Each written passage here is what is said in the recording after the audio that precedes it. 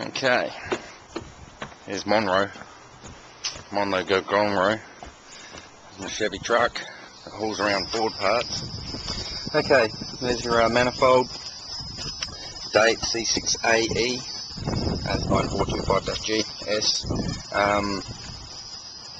I believe that this may be off of a Ford Galaxy, but don't hold me to it.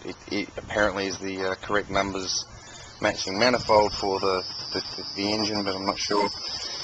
The heads have been fully rebuilt. They have been machined.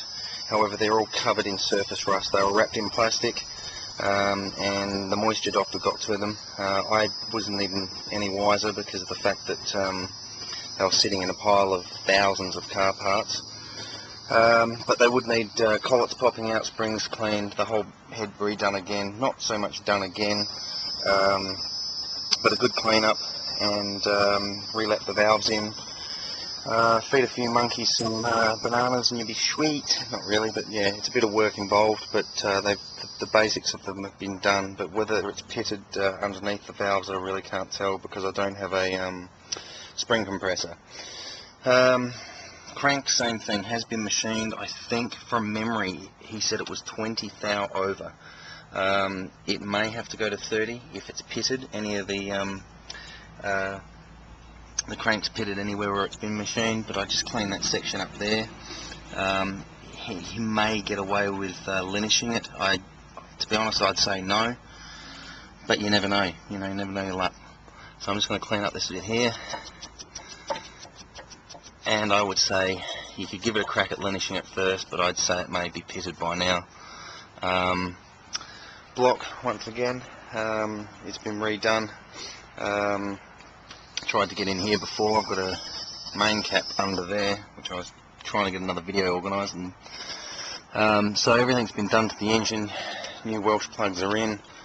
However, the bores, if you look at them, they're starting to get rust on the bores. It's been machined. There's no lip on any of it, but it's just if you look at it, it's just bunch of grapes may sorted out. I don't know. I mean, this one here is still in good condition. You can see the crisscross action, but it's still got a little bit of pitting in the bore itself. This one here is the same.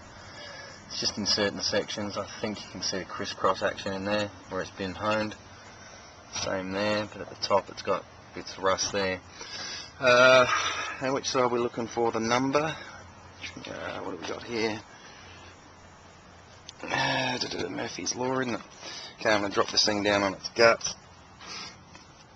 352.27 there. Just let me drop it down. Is it going to hurt? That's the number I want. Okay.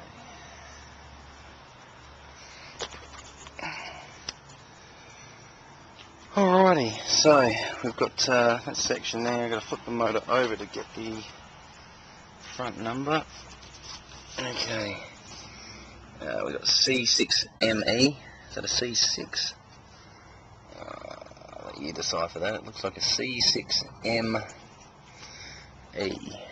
So, but that's it there anyway. There's that mains cap there.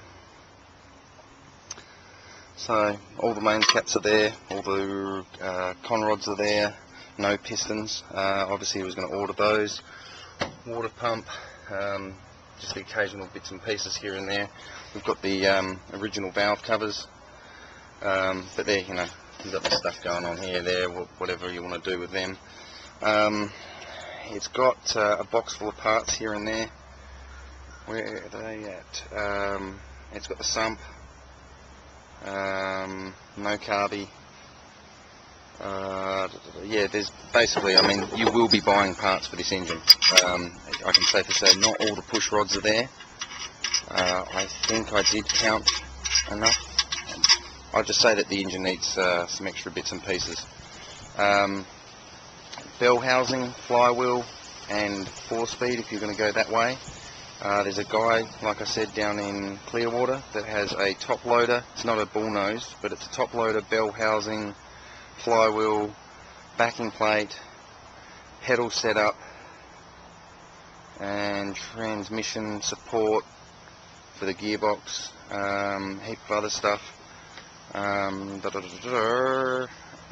else did he have? Oh, basically everything's converted an automatic over to a manual, including the box, pedal linkages and all that sort of stuff, for 700 or 750. I wasn't sure whether the gearbox needs a rebuild. That's, you know, I mean, if it's out, you might as well rebuild it.